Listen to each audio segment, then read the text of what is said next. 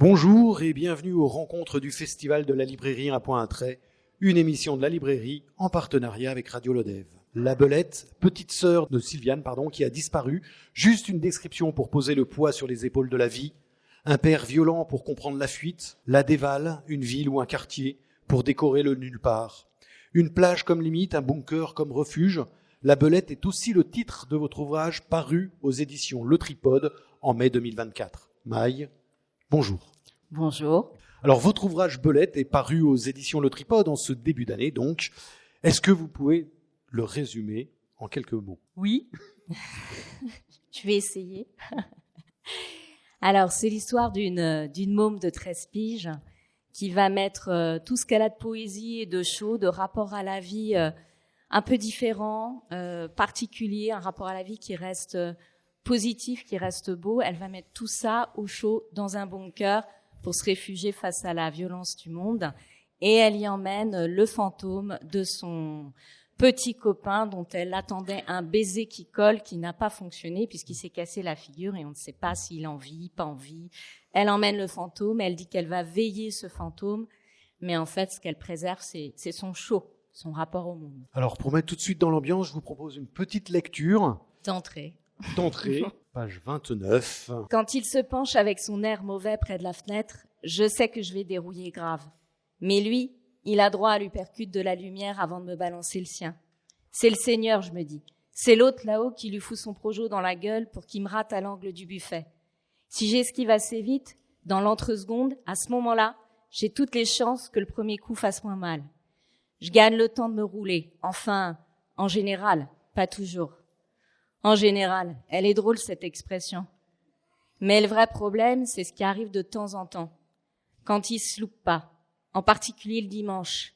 Les cas qui ne rentrent jamais dans le général, c'est souvent le dimanche. Ce jour-là, il boit beaucoup, mais moins vite. Alors il est plus précis.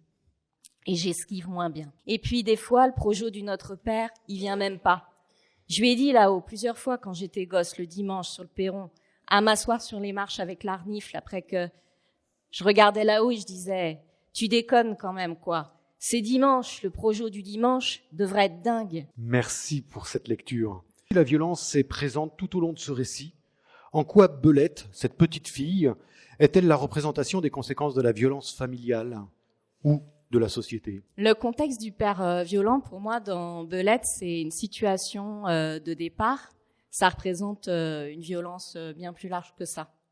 Et une violence qui est faite à cette capacité de rebondir, de se renouveler, de préserver ce monde des possibles qu'on a un peu tous en nous et qu'on peut oublier au fil de la vie et de ces différentes violences. Donc le père est là comme figure emblématique parce que la violence qui peut être faite par les parents aux enfants, c'est ce qu'il y a de pire en termes d'insécurité. Donc c'est un petit peu la pire représentation pour moi de cette violence-là. Alors votre style porte le livre et donne le ton d'une gamine qui fuit la pogne de son père. Elle avale la vie comme les distances. Qu'est-ce qui tourne pas rond pour aller tout droit pour Belette ? Ce qui tourne pas rond, c'est l'impossibilité d'exprimer complètement dans le monde qui est le sien tout ce qu'elle est par rapport à ce rapport particulier qu'elle a au monde. Pour moi, c'est aussi un peu la figure de l'artiste, quelque part, Belette. Tel un huis clos, ce récit nous isole, comme Belette est isolée. Qu'est-ce qui fait pédaler Belette ? Parce qu'elle passe son temps sur son vélo qui s'appelle Babine. Ce qui nous fait pédaler, là, chacun, là-bas, au fond, derrière la table, ce qui fait pédaler Diane, c'est-à-dire l'élan vital, quelque chose qui nous dépasse, qui n'a pas besoin d'être compris, mais qui donne une impulsion pour aller au-delà, une forme de nécessité qui nous traverse. Cette jeune ado, donc, on suit Belette, qui a 13 ans. Elle cherche, le baiser qui colle, vous l'évoquiez.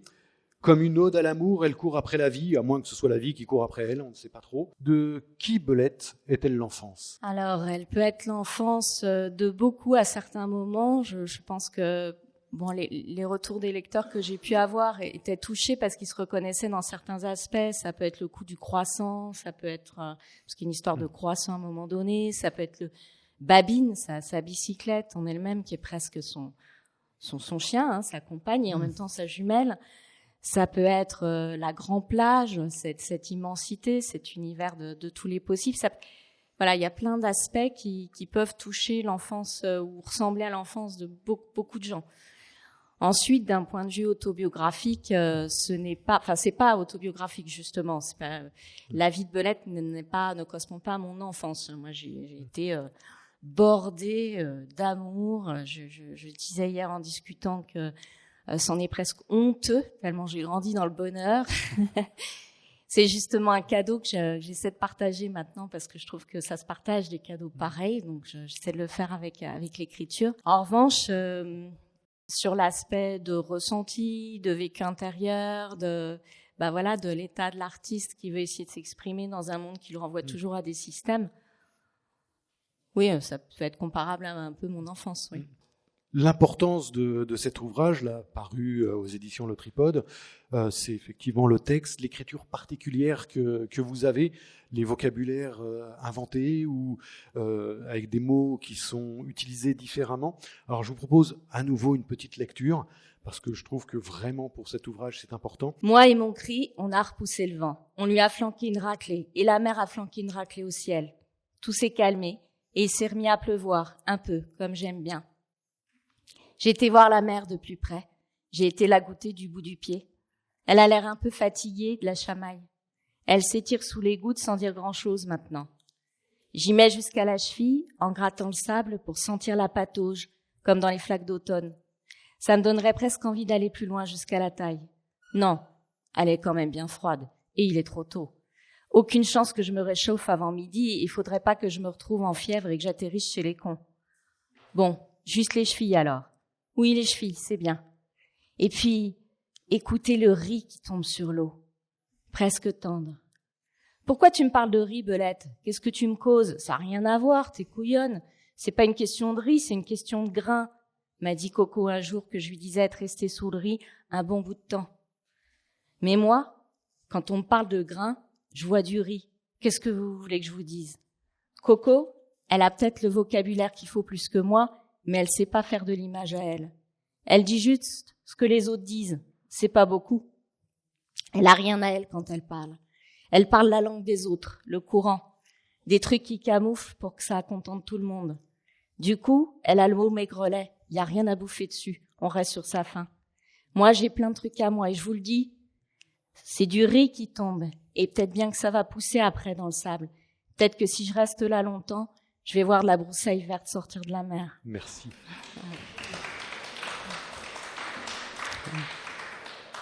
Avoir des mots à elle. Est-ce que pour vous, comme pour la Belette, qu'importe les mots, est-ce que ce sont leur sincérité qui compte? Oui, pour moi, comme pour Belette, le langage courant, c'est un peu une prison, en fait. Je viens de surécrire de la poésie, des poèmes. Parce que dans la poésie, je trouvais une façon d'ordonnancer les mots, une façon de faire avec les mots qui traduisait plus la réalité pour moi que je vivais que les simples mots du courant. Et du coup, de quoi les mots sont pour vous le reflet? Est-ce que c'est leur sonorité? C'est un tout. Moi, j'ai fait beaucoup de théâtre et du coup, la mâche du texte au théâtre, c'est très important, le son du mot. Les mots, c'est des corps au théâtre. On les mâche, on les malmène, on va les chercher dans leur son. Quand vous dites, on discutait aussi hier soir, je disais le mot souffle. Le mot souffle porte vraiment la réalité du mot, rien que dans sa sonorité. Donc, le rythme des mots, le rythme des phrases, la scansion des mots, leur mâche, leur corps, la chair, ça fait partie pour moi du sens des choses. Et dans votre écriture, comment vous les enchaînez, ces mots qui viennent, qui se font écho avec ces sonorités? Est-ce que c'est ça qui prime pour vous, ou derrière il y a quand même cette construction, ce dialogue, ce mode de pensée qu'a Belette? Ça va ensemble. En fait, ça a un côté très préconscient, inconscient. Ça mature, ça macère, puis tout à coup, ça se fraye un chemin et ça sort en mots-corps ou en corps-mots. Bruno, Léon, Imperméable, Grenadine, Fesses trop hautes. Certains ont des prénoms, d'autres sont des images. Qui sont-ils ou d'où viennent ces personnages qui accompagnent Belette? Ils se sont manifestés d'eux-mêmes au fur et à mesure. C'est pas une construction qui dure des mois avant. Je vous dis, je pensais quelque chose qui macère et puis moi, Belette, un soir, je me suis assise et la première page, elle est venue comme ça. Et après, elle a agi en Belette. C'est-à-dire qu'elle a poussé tout le reste. Ah, ça dégage, ça dégage. C'est moi qui roule sur la grande plage maintenant. Et elle m'a dit ce qu'elle avait à me dire. Alors après, ces personnages représentent évidemment sûrement en moi des figures que j'ai pu croiser ou le symbole de figures que j'ai pu croiser. Moi, mon papa, ce serait plus un salopette bouton d'or. Pour ceux qui ont lu ou pour toi, Stéphane, ouais, voilà. C'est plus ça. Et Léon, qui est un personnage assez fantasque que croise Belette sur la plage, qui chasse les papillons, qui fait danser les mouettes. Il représente quoi dans cette histoire? Alors Léon, finalement, c'est presque le personnage peut-être le plus récurrent dans mon écriture parce que c'est un peu l'image du fou, comme on aime bien au théâtre. Vous savez, c'est le fou qui sait, en fait. C'est celui qui finalement a une telle lucidité que il bascule dans autre chose parce que faut presque mieux basculer dans autre chose. Donc c'est ce fou sachant, cette forme de sagesse. Il y a beaucoup de personnages comme ça au théâtre de fous. Alors autour de Belette gravitent ces personnages qui semblent permettre à Belette de s'éloigner de son père.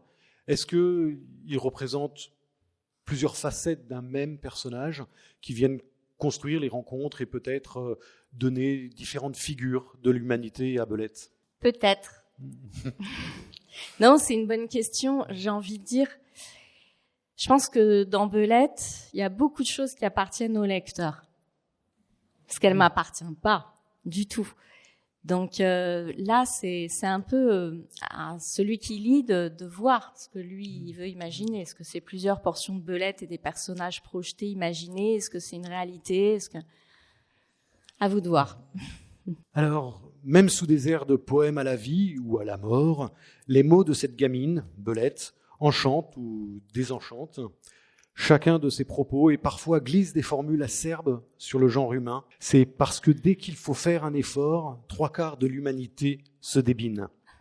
C'est quoi le courage de Belette? C'est d'assumer ses décisions, d'être cash et aligné dans son élan. Jusqu'à je ne sais pas quel point, là aussi, la fin, c'est à vous de voir, elle est ouverte. Mais ouais, c'est ça. Alors Belette fuit et se réfugie dans un bunker, ce bunker qui est une image un peu particulière, un abri, mais aussi signe de guerre. C'est quoi le symbole de ce lieu pour vous ou pour Belette? Je crois que dans Belette, le bunker, c'est à la fois un ventre, au sens presque organique du terme, et en même temps, un bunker, c'est un endroit de résistance, c'est un endroit de rébellion pour elle, un endroit de guerre. D'ailleurs, elle repart à l'assaut à partir de ce bunker, à un moment donné. Donc, c'est vraiment ces deux images, parce que c'est la source, en fait, qui fait qu'on repart dans l'énergie. C'est repuiser dans ce puits sans fond, comme disait Virginia Woolf, qui permet de repartir dans l'élan vital. Et cette relation particulière avec Babine, sa bicyclette, c'était quoi pour vous de créer une relation sur cette gamine solitaire? Sa bicyclette, c'est une forme c'est un peu sa jumelle, hein. C'est à la fois un peu, je disais tout à l'heure, comme son chien finalement, son compagnon fidèle, et en même temps c'est sa jumelle parce qu'elles ont la même usure, elles ont la même cabosse. C'est un peu le même corps, mais il y a des roues, ça roule encore. Alors, un style neuf pour une écriture poétique, rendant la description imagée à la fois réelle, qui prend aux tripes, des paragraphes courts, des phrases aux pensées libres. C'est quoi le rythme qui vous a habité pour ce texte? C'est le rythme du vélo. Et là, faut saluer l'éditeur. Ouais, quel était le travail? Parce que le tripode, Frédéric Martin, qui est le directeur d'édition du tripode, a vraiment sauvegardé ça. C'est-à-dire qu'il y a eu très peu de changements et un respect total du rythme qui a été donné au texte, quoi. Donc c'est ce rythme de vélo, ça défile, comme un compte à rebours qui va jusqu'à vous de voir. Je vous invite à nouveau à faire une petite lecture, difficile pour les yeux, j'aurais dû prévenir bien plus tôt. J'ai pas le réflexe encore des lunettes, je résiste. Sur les tombes, on met des fleurs. Les tombes, c'est fleuri. Mais souvent, c'est fleuri vachement sec. De temps en temps, il y a un membre de la famille, toujours le même, qui vient changer l'eau, gratter un peu la terre. Des fois, il cause pas. C'est toujours le plus discret. Les autres, ils retrouvent pas le chemin. Parce que ça leur fait trop mal, la mort, ou parce qu'ils repassent à la vie et que la vie, elle suit son chemin à elle, et que c'est un chemin qui évite les morts. Moi, je suis entre les deux, de la disparition et de l'apparition. Chez moi, les morts sont pas des morts, ou veulent pas l'être. Et les vivants sont des épaves, mousseuses au poing, ou des apparus qui disparaissent en vrai ou dans les corps. Je dois avoir un don de carrefour, à rester coincé entre les morts qui vivent et les vivants qui disparaissent. Pas vrai, Babine ? Dans ce livre, vous abordez aussi donc la question de la vie, de la mort surtout. C'est quoi la relation à la mort que vous vouliez mettre en avant ? C'est l'idée qu'être vivant, c'est pas être que vivant physiquement. Il y a beaucoup de morts vivants. Et puis on l'est tous, je veux dire, à la limite. Moi j'ai beau avoir écrit ça, il y a des moments, il y a des jours, je me lève, finalement, j'enchaîne des réflexes, j'enchaîne des choses qui sont drivées ou pilotées par du système, par des rôles, etc. Et je suis plus totalement moi-même. À ce moment-là, je suis fanée, un peu comme les fleurs sur les tombes. Donc la question de la mort et de la vie, c'est ce qu'on y met dans cette vie, en fait, et toujours ce retour à cet élan vital. Puis ce mélange, cette proximité, la mort et la vie, c'est des choses très proches. Moi, j'ai vécu une expérience très très forte. Quand j'avais 20 ans, j'ai reçu le dernier souffle de quelqu'un. Et c'était une dame qui avait Parkinson. Je la veillais après mes heures de cours et il s'est trouvé que c'est dans mes bras qu'elle a rendu son dernier souffle. Et cette expérience-là, elle vous met à une porte où vous vous rendez compte que la vie, la mort, la suspension, c'est très complexe, voilà. Et je l'ai pas mal vécu du tout. Je l'ai vécu vraiment comme c'est un cadeau. Enfin, il me reste quelque chose de l'ordre d'un cadeau. Et dans cet ouvrage aussi, il y a la notion d'amour, celui dont rêve Belette, ce fameux baiser qui colle, et la construction qu'elle aperçoit de cette relation entre salopette et imperméable. C'était quoi la prédominance pour vous ? C'est que Belette est l'espoir de la construction d'amour malgré la violence qu'elle subit ? Elle y croit encore, Belette, malgré tout ce qui lui arrive, elle croit au Père Noël. Le Père Noël, c'est ce baiser qui colle, c'est-à-dire un baiser honnête, un vrai baiser, pas un petit baiser comme ça, du boule à frileux, non. Un baiser où on saisit l'autre, quoi. C'est ça. Alors, est-ce que, à la suite de ce premier roman assez particulier, vous avez déjà le projet d'un nouveau ? J'ai plusieurs choses en cours. Mais je ne vais pas développer parce que alors je fais partie de ces gens qui ont une superstition. C'est dès lors qu'on parle d'une volonté artistique ou d'un projet artistique, ça a tendance à, c'est comme si on le vidait. Je ne sais pas comment vous expliquer ça. Ce serait difficile après d'y accéder de nouveau. Il y a un temps pour partager et quand ce temps pour moi il est trop tôt, après c'est avorté un peu. Voilà. Donc, dans la construction je vous dirai rien. Non, mais dans la construction de l'écriture, ça signifie qu'il y a vraiment une partie qui est pensée d'abord avant de la mettre sur papier, ou vous écrivez déjà des parties ? Par contre, pour tout vous dire, je peux vous dire que j'ai 4 choses différentes en cours sur lesquelles j'ai déjà 40, 50, 60 pages, donc c'est déjà fourni. Mais je n'ai aucune voix qui se dégage suffisamment. Franchement, Belette, c'est une voix qui s'est dégagée. C'était évident. Là, il faut que j'attende. Parce que, en tout cas, moi, je peux pas forcer dans l'écriture. Si je force les voix, j'y mets mon grain de sel, qui est un grain de sel, qui va être un grain de sel analytique et qui n'est plus la parole, entre guillemets. Et pour trouver la justesse, il faut attendre. Il y a des timings, quoi. C'est comme ça. Donc, il faut que ça mature gentiment, puis on verra. Ouais. Et dans la projection de l'écriture, est-ce que ça restera sur cette particularité ou vous avez envie d'essayer autre chose ? Alors ça, c'est affreux en fait quand c'est le premier roman, parce que le deuxième roman, on se dit bon, alors là maintenant, je suis attendue d'une certaine manière, les lecteurs vont vouloir retrouver telle ou telle chose. En même temps, pour être une belette un peu alignée, il faut retrouver aussi sa liberté et c'est-à-dire avec plusieurs donc multiples et amples.